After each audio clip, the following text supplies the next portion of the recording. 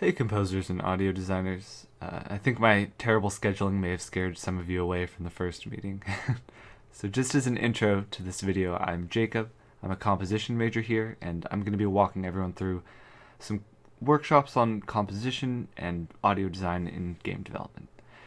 To be clear, I'm definitely not a composition master or a video game scholar or something. I don't think that my work is going to blow you away, but I have been working with Unity for close to 7 years, and I do know a lot about video games, so hopefully you can gain something from these.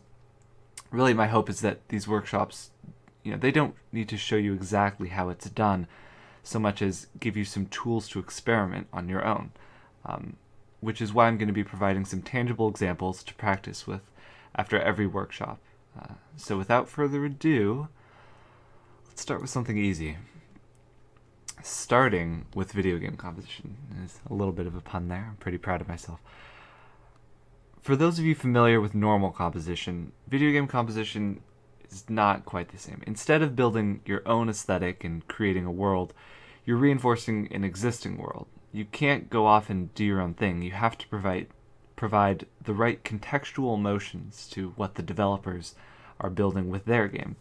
The simplest and probably most easily forgotten composition in a game is the menu theme. It's really important.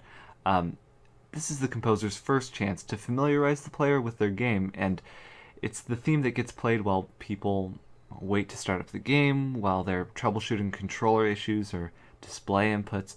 So you might be hearing this quite a lot, maybe more than you think when you play a game. So I figured our first assignment should be focused on a song that every game deserves to have, the start theme. Let's look at some examples. Doom.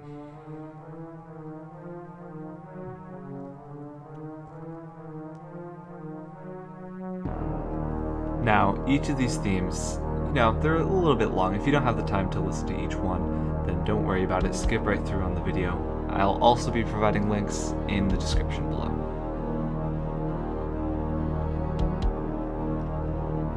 As you're listening to these, also consider what emotions they're making you feel and how they relate to the game itself.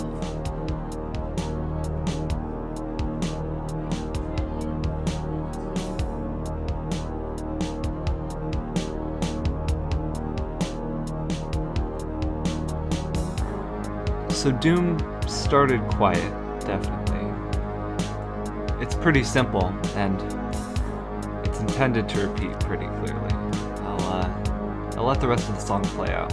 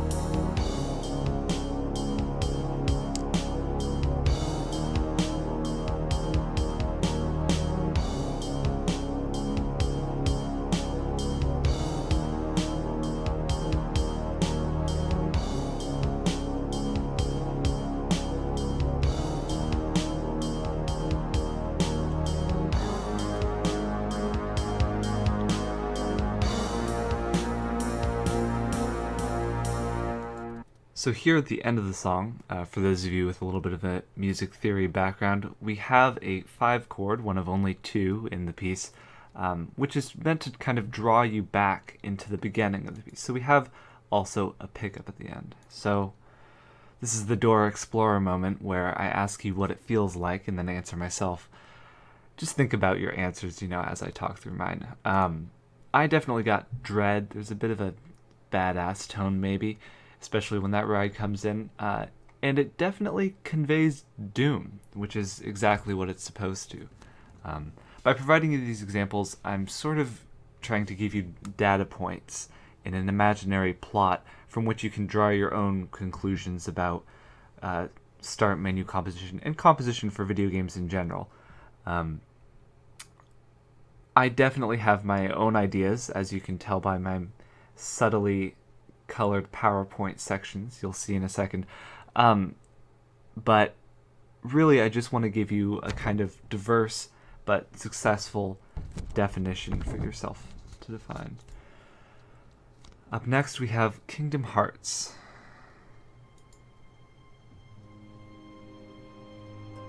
You can already see that it starts pretty quietly.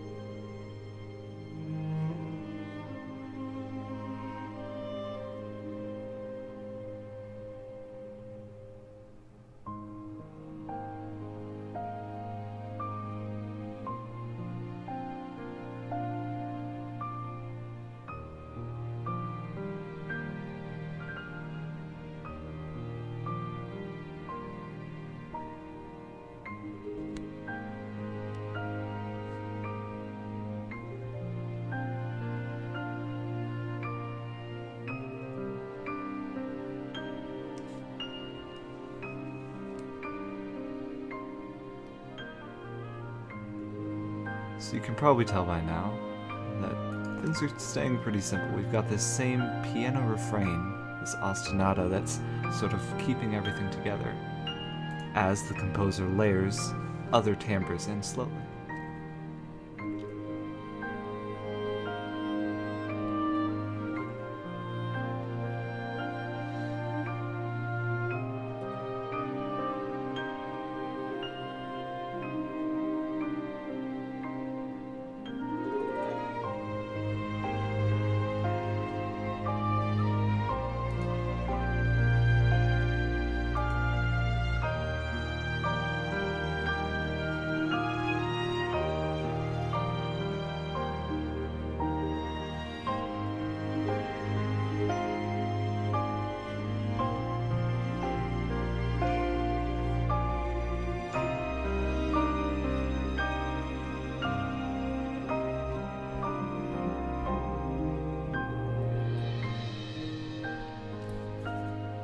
It's also pretty clearly intended to repeat, especially with this fade out at the end. So, what does the Kingdom Hearts theme feel like?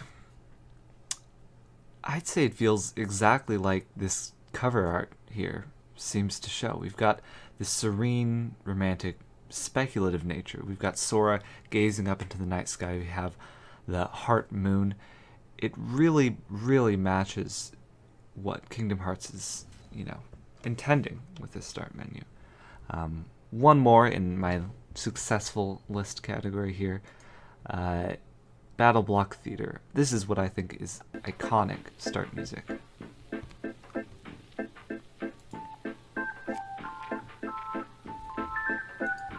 Again, we're starting quietly.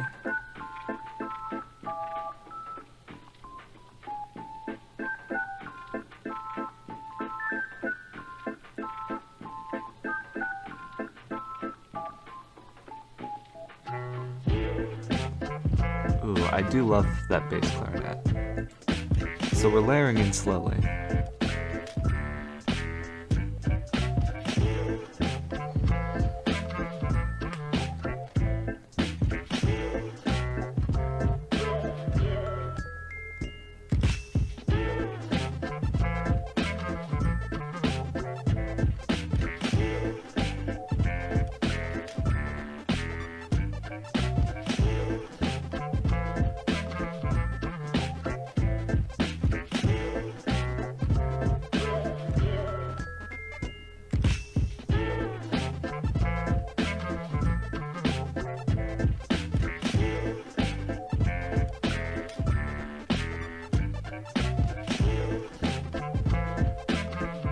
this song definitely has polished individual elements. Everything is mixed very intentionally.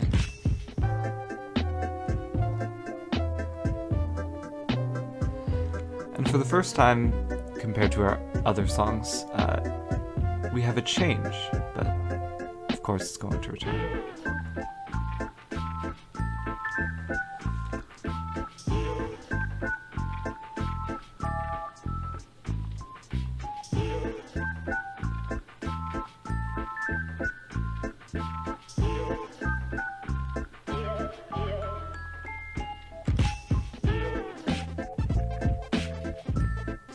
Cleverly here, he doesn't reintroduce the bass clarinet, just to kind of keep things different.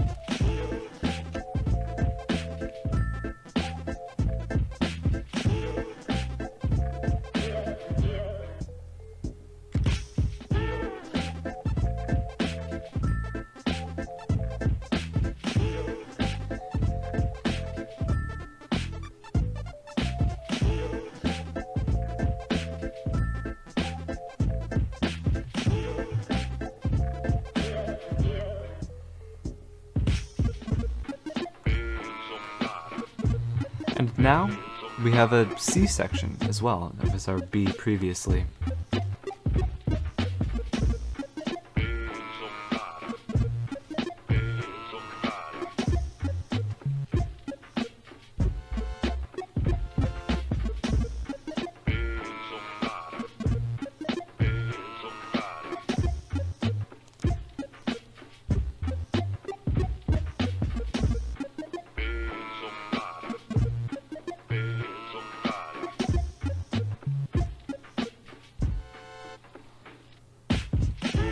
But of course, we come back to the hook, and the song is clearly intended to repeat. There's only one more thing really to listen to here, just at the very end. I'll wait it out.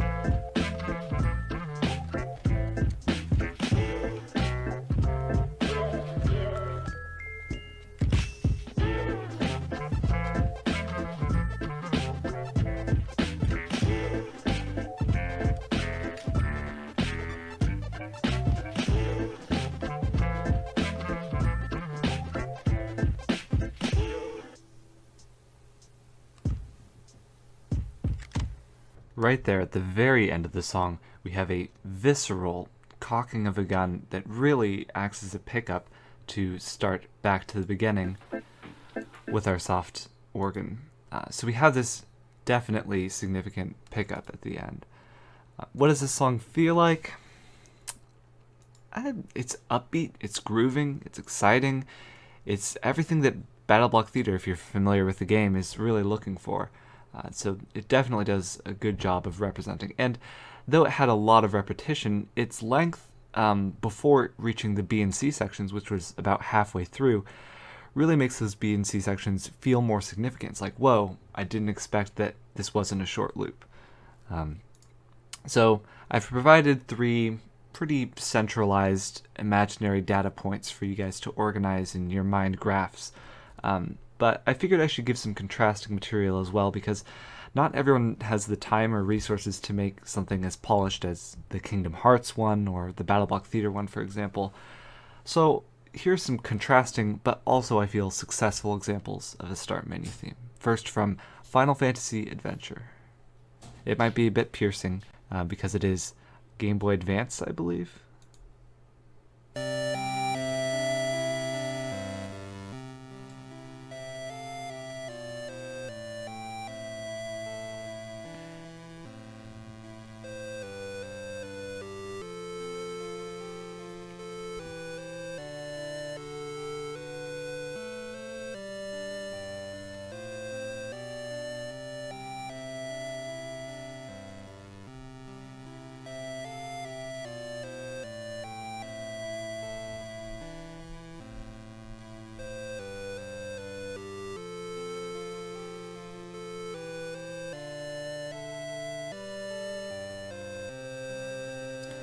It's really quite pleasant. It's nice. It's very simple, but it really brings in this kind of like nostalgic feel. Maybe that's, my memory speaking, but this nostalgic feel to this game, kind of the beginning of a fantastical adventure, like the waking up or maybe reminiscing about the adventure. And probably most importantly, in the context of the previous examples, there are only really 3 voices in this song. We have a bass following a very basic harmonic rhythm, probably at least a quarter note. We have the melody, which is very much in the front, with the most complex rhythmic structure, an 8th note, and a counter melody. So really, you don't need to go all out. Oh, by the way, if you're unfamiliar with any of these terms, don't worry about it. You can really kind of get the same gist of my explanation of these songs by just viewing the slides and listening to the music. I'm just giving some direct examples for people that are familiar with a little bit of music, theory, that type of stuff. But this is very successful and really a wonderful use of simplicity. On the exact opposite side, we have BioShock, also simple, but whereas Final Fantasy Adventure had a pretty limited texture, BioShock is almost exclusively texture. So without further ado.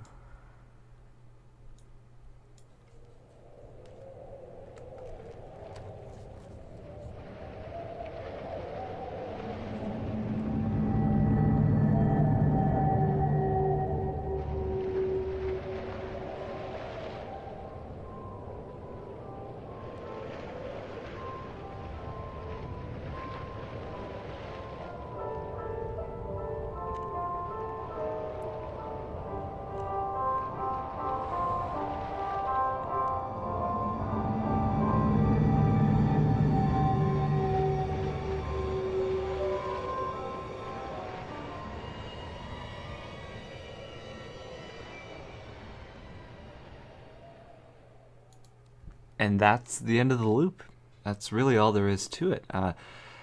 It's definitely a more ambient style of composition, and I think it fits quite well with BioShock's main menu here. It's very, kind of uneasy. We've got these waves brushing against the shore and this moonlight passing through the clouds. It's definitely a darker main menu theme than Final Fantasy Adventure, for example. But that doesn't mean that the composer wasn't able to compose something more fantastic. If you want to look up some other examples of BioShock music, there's really some good and complex stuff in there, but they intentionally chose to keep this music simple and more ambient because that's what they felt brought the most out of the game. And I would agree with them. It's really quite fantastic. So we've looked at 5 songs now that are what I consider good examples of start menu themes. Let's look at some of the less successful ones and figure out, okay, well, what are the alternatives? Ratchet & Clank, A Crack in Time.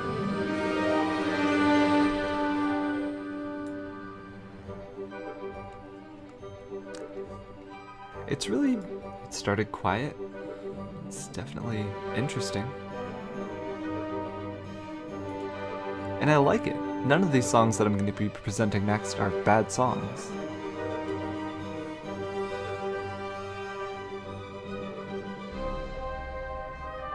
And listen to this, we have a contrasting section that seems well done.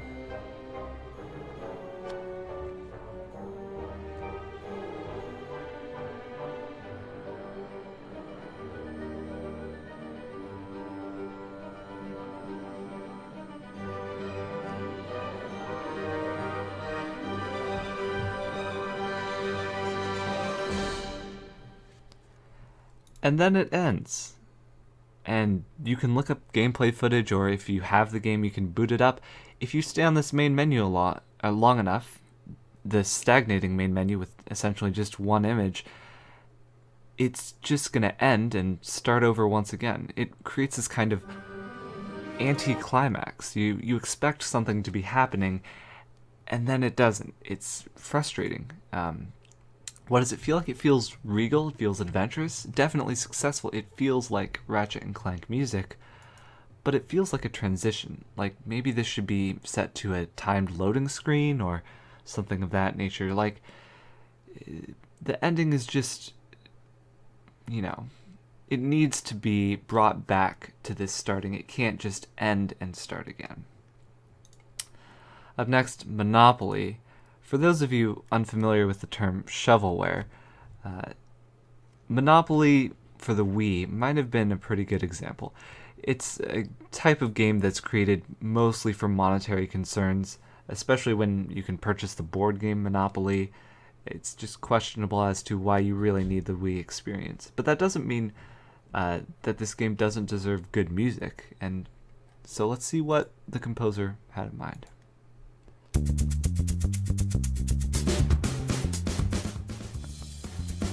I like it.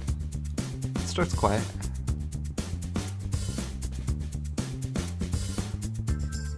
Ooh, we've got a good organ. It's layering in slowly.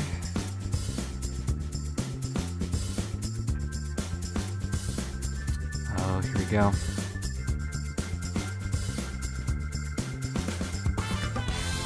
Ooh. And then... oh, no. Surely that was like an opening phrase or something. This is going to be the full song now.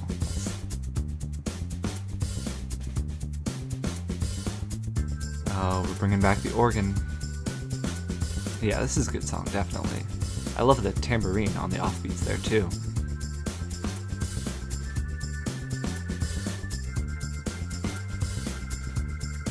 Here we go. Yeah. And then it just keeps doing that forever. It's really a frustrating kind of finish to the song that you're going to be listening to maybe for 20 minutes if you're stuck setting up a controller or something. It feels jazzy, it feels pumped, it feels like Monopoly to me, but it feels kind of like a cutscene maybe? I don't know.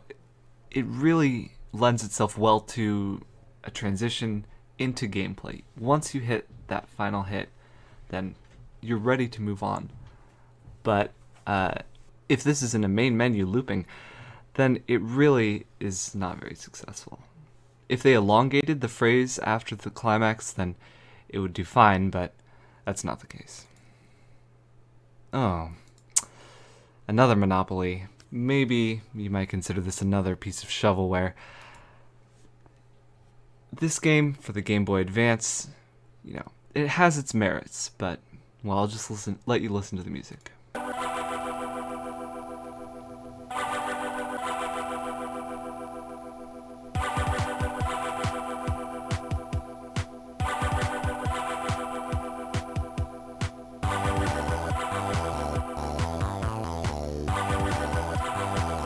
Well, it started quiet, and it's simple.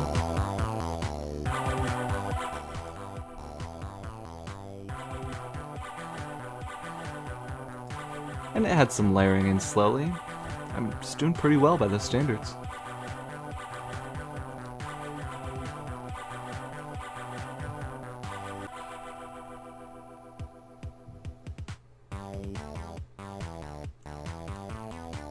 We have a breakdown here too, that's pretty nice.